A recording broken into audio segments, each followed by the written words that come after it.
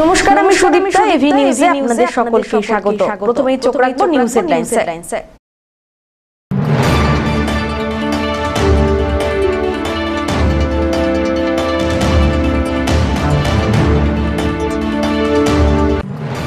উত্তরীয় পড়িয়ে জঙ্গল সাফারিতে পর্যটকদের অভ্যর্থনা প্রদান, ডুয়ার্স ভ্রমণে জাগালো আলাদা স্বাদ।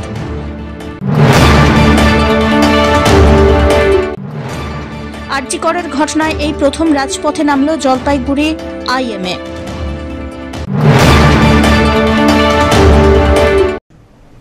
এবার আসছে বিস্তারিত সংবাদে। উত্তরীয় পড়িয়ে জঙ্গল সাফারিতে পর্যটকদের অভ্যর্থনা জানানো হলো বন দপ্তরের পক্ষ থেকে, যা কিনা ডুয়ার্স ভ্রমণে আলাদা স্বাদ জুড়েছে। ৩ মাস বন্ধ থাকার পর অবশেষে খুলে গেল বনাঞ্চল। এই কর্মসূচির সূচনা হয় পর্যটকদের জঙ্গল সাফারির মধ্যে দিয়ে। 16ই সেপ্টেম্বর পর্যটকদের জন্য খুলে দেওয়া হলো সংরক্ষিত বনাঞ্চলগুলি। ফের পর্যটকরা ডুয়ার্সের জাতীয় উদ্যানে ভ্রমণ করতে পারবেন জিপসি সাফারি, হাতি সাফারির মাধ্যমে। এদিন সকালবেলায় গরুমারার জাতীয় উদ্যানের গেটে পর্যটকদের উত্তরীয় পরিয়ে বরণ করে নেওয়া হয় বন দপ্তরের কর্মীদের পক্ষ থেকে। প্রথম দিনেই প্রচুর পর্যটকদের জিপসি নিয়ে জঙ্গলে ঢুকতে দেখা যায়। স্বাভাবিকভাবে এদিন থেকেই ফের বন্য প্রাণীদের দেখা এবং জঙ্গলের ভিতরে ঘোরার সুযোগ উপভোগ করতে পারছেন পর্যটকরা। এই মুহূর্তে উত্তরবঙ্গ জুড়ে হচ্ছে বৃষ্টি, তাই পুজোর মরশুমে বর্ষার আনন্দ অনুভব করতে পারছেন তারা। বন দপ্তরের এই কর্মসূচিকে সাধুবাদ জানিয়েছেন পর্যটকরা। জঙ্গল খুলছে, প্রথম দিন জঙ্গল সভা যাচ্ছেন, এইভাবে আপনাদের একটা অভ্যর্থনা জানানো হলো, কেমন লাগছে? ভীষণ ভালো লাগছে, এটা আনএক্সপেক্টেড যে আমরা এভাবে অভ্যর্থনা পাবো। আর এখানকার পরিবেশটা মানে বাঙালিদের মধ্যে তো সেই ব্যাপারটা আছে যে আমরা আমাদের যারা অতিথিকে আমরা দেবো ভাবি, তো সেই ফিলিংসটা খুব ভালো লাগছে। আর যেহেতু আজকে অনেকদিন পর পার্ক খুলছে, তাই অনেক এনার্জি নিয়ে যাচ্ছে। আশা করছি অনেক কিছু। কোথা থেকে এসেছেন আপনারা? আমরা সবাই কলকাতা থেকে, কল্যাণী থেকে মেনলি। আমি তো কল্যাণী থেকে এসেছি, কিন্তু আমাদের এখানে সবাই এইসব বিভিন্ন জায়গা থেকে এসেছি। মানে আমরা টোটাল 16 জন এসেছি।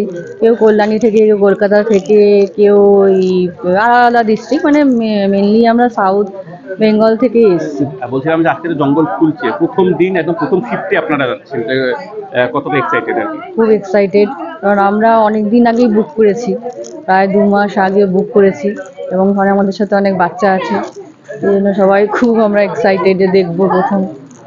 আগে কোনোদিন জঙ্গল সাফারি করেছেন আপনারা? না, আমি তো করিনি কখনো, কিন্তু আমাদের গ্রুপে অনেকে আছে যারা করেছে। আরজি করের ঘটনায় এই প্রথম রাজপথে নামল জলপাইগুড়ির আইএমএ। রবিবার জলপাইগুড়ি শহরে প্রতিবাদ মিছিলের ডাক দেওয়া হয়েছিল। এদিন জলপাইগুড়ি শহরের সমাজপাড়া থেকে মিছিলটি বের হয়ে ডিবিসি রোড হয়ে বেগুনটারি হয়ে কদমতলায় গিয়ে শেষ হয়। মিছিলে জলপাইগুড়ি, শিলিগুড়ি থেকে চিকিৎসকরা মিছিলে পা মেলালেন। মশাল নিয়ে তিলোত্তমার বিচারের দাবিতে প্রতিবাদের আওয়াজে মুখরিত হয় জলপাইগুড়ির রাজপথ। এদিন আইএমএর ডাকের এই মিছিলে জলপাইগুড়ির আপামর জনসাধারণ অংশগ্রহণ করেন। জলপাইগুড়ি নাগরিক সংসদের সদস্যরাও মিছিলে পথে নামলেন তিলোত্তমার বিচারের দাবিতে। পদ্মশ্রী করিমুল হক, পদ্মশ্রী ধনীরাম টোটো পা মেলান। 2 পদ্মশ্রী আরজি করের ঘটনায় তিলোত্তমার বিচারের দাবি জানিয়েছেন।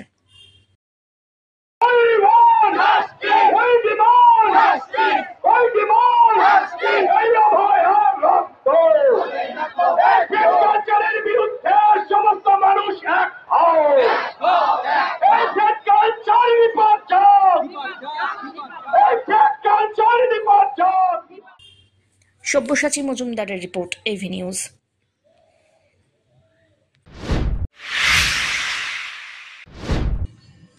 ক্লাসের ছাত্রীদের সঙ্গে অশালীন আচরণ এবং শ্লীলতাহানির অভিযোগে গ্রেপ্তার হওয়া শিক্ষকের জামিনের আবেদন খারিজ করল জলপাইগুড়ি জেলা আদালত। সোমবার ধৃত শিক্ষককে সিজিএম আদালতে পেশ করা হলে আদালত ইনচার্জ বিচারক সোমা চক্রবর্তী একদিনের জন্য জেল হেফাজতে রাখার নির্দেশ দেন। আদালতে জিআরও অফিস সূত্রে খবর, এদিন সরকারি ছুটি থাকার কারণে ধৃত শিক্ষককে সিজিএম আদালতে পেশ করা হয়। আগামীকাল তাকে পক্সো আদালতে ফের হাজির করানো হবে। জানা গিয়েছে, ওই শিক্ষক জলপাইগুড়ির ক্রান্তি ব্লকের বাসিন্দা। তিনি ওই ব্লকের একটি স্কুলে পার্শ্ব শিক্ষক হিসাবে কর্মরত ছিলেন। অভিযোগ, ওই শিক্ষক কিছু ছাত্রীদের সঙ্গে দীর্ঘদিন ধরে অশালীন আচরণ করছেন। এমনকি ছাত্রীদের ইউনিফর্মে নিজের মুখ মোছা, ছাত্রীদের মোবাইলে ছবি ভিডিও তোলা ইত্যাদিও বাদ নেই। শিক্ষকের আচরণ ঠিক না হওয়ায় বাধ্য হয়ে গত শুক্রবার ৩৮ জন ছাত্রী প্রধান শিক্ষকের কাছে সংশ্লিষ্ট শিক্ষকের বিরুদ্ধে অশালীন অঙ্গভঙ্গি এবং শ্লীলতাহানির বিষয়ে তুলে ধরেন। এদিন বিদ্যালয় পরিচালন কমিটির সভাপতি মহাদেব রায় জানান, বিদ্যালয়ের প্রধান শিক্ষকের কাছে ওই শিক্ষকের বিরুদ্ধে অভিযোগ জমা পড়ে। তারপরে বিদ্যালয়ের পক্ষ থেকে মালবাজার থানার একটি অভিযোগ করা হয়। তার ভিত্তিতেই পুলিশ অভিযুক্তকে গ্রেপ্তার করে। অন্যদিকে জেলা পুলিশ সুপার খণ্ডবাহালে উমেশ গণপত জানান, শিক্ষকের বিরুদ্ধে ছাত্রীদের সঙ্গে অশালীন আচরণ এবং শ্লীলতাহানির অভিযোগ আছে, যে কারণে তাকে গ্রেপ্তার করে আদালতে পেশ করা হয়। এদিকে ঘটনার তদন্ত শুরু করা হয়েছে। ধীমান রায়ের রিপোর্ট, এভি নিউজ।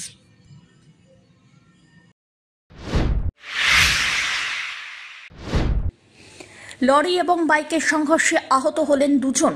রবিবার রাত্রিবেলায় 10টা নাগাদ ঘটনাটি ঘটে জলপাইগুড়ির বালাপাড়া এলাকায় জাতীয় সড়কে। স্থানীয় সূত্রে খবর, বাইক লরির সংঘর্ষে বাইকে থাকা দুজন গুরুতর আহত হয়েছেন। আহতদের জলপাইগুড়ি সুপার স্পেশালিটি হাসপাতালে ভর্তি করা হয়েছে। দুর্ঘটনার জেরে বেশ কিছুক্ষণ জাতীয় সড়ক অবরুদ্ধ হয়ে থাকে। খবর পেয়ে ঘটনাস্থলে আসে জলপাইগুড়ির কোতোয়ালি ট্রাফিক এবং দমকল।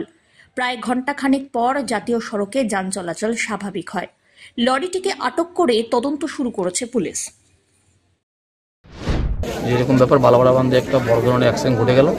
দুজনেই বোঝা যাচ্ছে না কি অবস্থায় আছে, কিন্তু খুব খারাপ অবস্থা। অ্যাকচুয়ালি বাইকে ছিল দুজন, এই জলপাইগুড়ি থেকে এদিকে ময়নাগুড়ির দিকে যাচ্ছিল।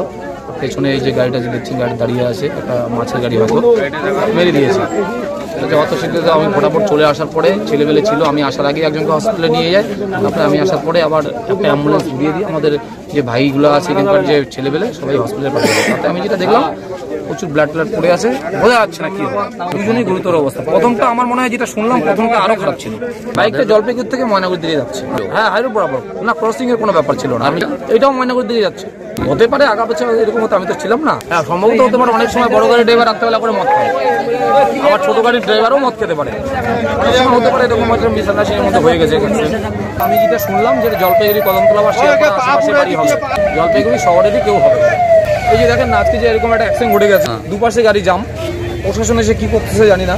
কিন্তু এই যে অ্যাম্বুলেন্সটা যে উল্টা দিকে ঢুকলো, সেই অ্যাম্বুলেন্সটা উল্টা দিকে ঢুকে বালাপাড়া বান্ধে কোনো ক্রসিং নেই। আজকে যদি ক্রসিংটা থাকতো, তাহলে বালাপাড়া বান্ধের এই ক্রসিংটা থাকলে অ্যাম্বুলেন্সটা জুগলিপার হয়ে চলে যেত, সেনপার হয়ে ফটাফট গাড়িটা, সেটা ক্রসিংটা নেই। এত বড় একটা লম্বা জাম লাগছে, তাতে অ্যাম্বুলেন্সের কি অবস্থা হতে পারে। আর বারংবার এখানকার যে জনগণের যে একটা দাবি, সেটা পার্মানেন্টলি একটা ট্রাফিকের ব্যবস্থা ছিল। ধীমান রায়ের রিপোর্ট, এভি নিউজ।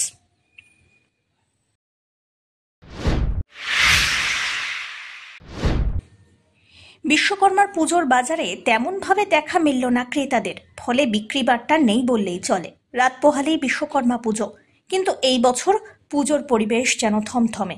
জলপাইগুড়ির দিনবাজার, স্টেশন বাজার, বয়েলখানা বাজার সহ অন্যান্য বাজারে নেই ক্রেতাকুলের ভিড়। প্রতিমার দোকানেও নেই কোনো উচ্ছ্বাস। দূর দূরান্ত থেকে বিশ্বকর্মার প্রতিমা বাজারে আনা হয়েছে। 200 টাকা থেকে 800 টাকা অবধি প্রতিমা রয়েছে বাজারে। তবুও যেন পুজোর আনন্দ এবারে একেবারেই ফিকে। এই যে বিশ্বকর্মা পূজা তো ঠিকই আছে, কিন্তু ভিড় আগের তুলনায় অনেক কমছে। এখনকার মানুষেরও চিন্তাভাবনার পরিবর্তন হয়। লাস্ট দিন, একদম শেষ দিনে এসে একসঙ্গে ভিড় হয়। তো দেখা যাক এখন কিরকম চলে। এখনো পর্যন্ত ওরকম ভাবে কোনো রকম দেখা যায়। তুলনামূলকভাবে কি কম রয়েছে? এখনো পর্যন্ত তো আমার কমই মনে হচ্ছে। বাজারে ওরকম ভিড়ের কোনো রেশ নেই। আপনাদের ফলের বাজার কিরকম আছে? ফলের বাজার আয়ত্তের মধ্যে আছে। আপেলের দাম তো এখন আপেলের সিজন, আপেলের দাম একদমই আছে, আর হাতের নাগালে আছে। আপেল কত করে আছে? আপেল এখন 150 টাকা কেজি। পেয়ারা কত আছে? পেয়ারাও 150 টাকা। নাশপাতি? নাশপাতিও 150 টাকা। ডালিম এই ছোটো সাইজটা 250, বড়োটা 260। এবং মুসুম্বি? মুসুম্বি 80 টাকা, 70 টাকা। তরমুজ? 40 টাকা কেজি। তো কি মনে করছেন বাজারটা কতটা ভালো হবে? এখন তো আগের মতো পুজোর মানে ওরকম হিরিক নেই, সবাই 5 বলে ছেড়ে দেয়, ওইরকমই চলছে। আগে তো 5 কেজি 10 কেজি করে গ্যারেজে যারা দাদা ভাইরা আছে ওরা নিত, কিন্তু এখন নেয় না কেন? এখন ওই খিচুড়ি দিয়ে ছেড়ে দেয়। মানে জিনিসের দাম বেশির জন্য কি এরকম হয়েছে? মানুষের রুচিও দিনের পর দিন মানুষের রুচি পাল্টে যাচ্ছে, এরকমই হচ্ছে।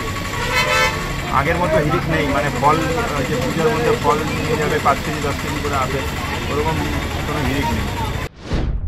কিনতে তো এসেছে, এখনো পর্যন্ত সেরকম কোনো ভিড় হয়নি, মোটামুটিভাবে চলছে ভালো। দামের দিক থেকে কি দেখছেন? দেখছি যে মোটামুটিভাবে করছে, বাড়ির লোকেরা বেশি করছে এখনও, মানে যারা এই করে তার বাড়ির লোকদের দেখছি, ঘুরে দেখলাম যে বাড়ির লোকেরা মোটামুটি আজকেই যতটা পারছে করে দিচ্ছে। না, আপনি এই দামের দিক থেকে কি দেখছেন? দামের দিক থেকে এই দোকান থেকে তো আমি মানে যখনই কোনো মানে আমাদের বাড়িতে পয়িট হয় এখান থেকে আমি সব কিছু নেই, ঠিকই আছে এখানকার। আমার মতে এই দোকানটা কোন থেকে মানে একটা যে জেনারেল দামটা আছে দামের মধ্যে কোনো হয়। বিক্রেতারা বলছেন দাম ঠিক আছে, কিন্তু ক্রেতার সংখ্যা কমে যাচ্ছে। ক্রেতা তো কমে গেছে পুজোর দিক থেকে, না ক্রেতা তো অনেক কমতো, এখন তো এই সময় ভিড় এত ভিড় হয়, এবার তো ক্রেতা নেই, আরও হবে দুর্গাপূজার সময় আরও কী হবে, মানে যাও ভিড়টা হবে, কিন্তু ভিড়টা হবে হয়তো কালকে হয়তো একটু ভিড় হতে পারে। অমিত বণিকের রিপোর্ট, এভি নিউজ।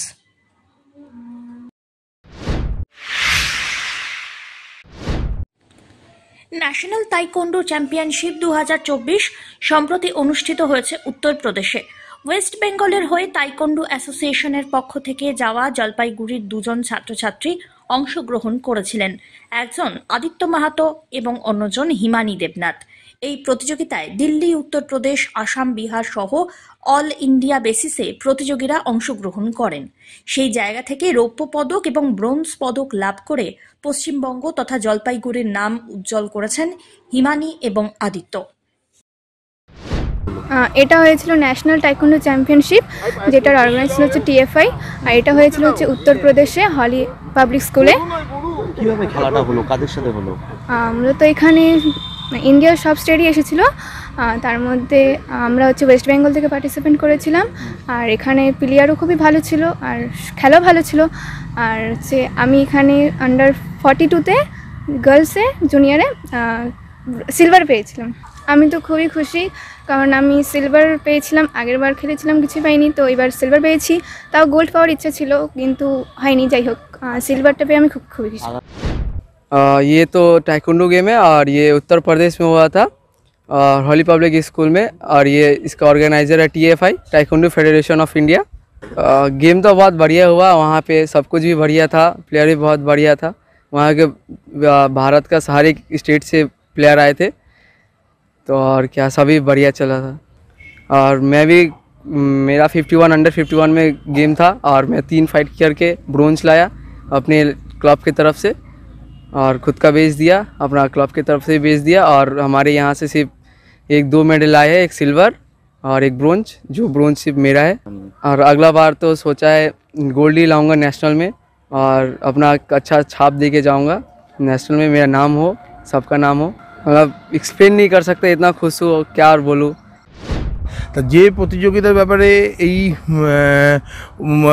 কথাগুলো বলছি সেটা হচ্ছে 41st ন্যাশনাল কিউরেগি এবং 14 ন্যাশনাল পিউমসে অনুষ্ঠান হয়েছিল জুনিয়রদের, হ্যাঁ, যেটা উত্তরপ্রদেশের আগ্রাতে হয়েছিল এ মাসের 7, 8, 9 তারিখে।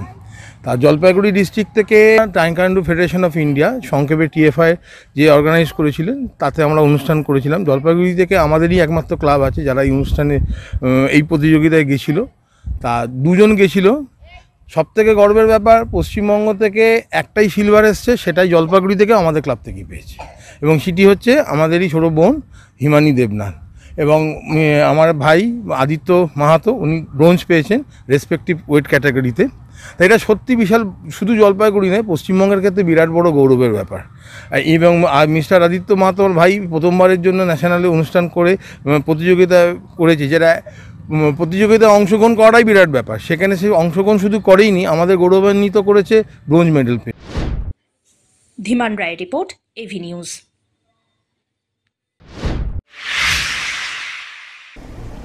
শেষ করবার আগে নিউজ হেডলাইন্স আরো একবার।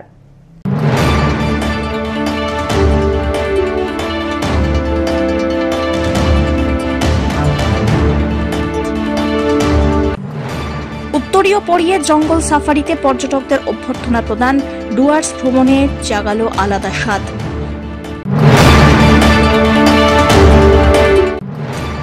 আরজি করের ঘটনায় এই প্রথম রাজপথে নামল জলপাইগুড়ি IMA।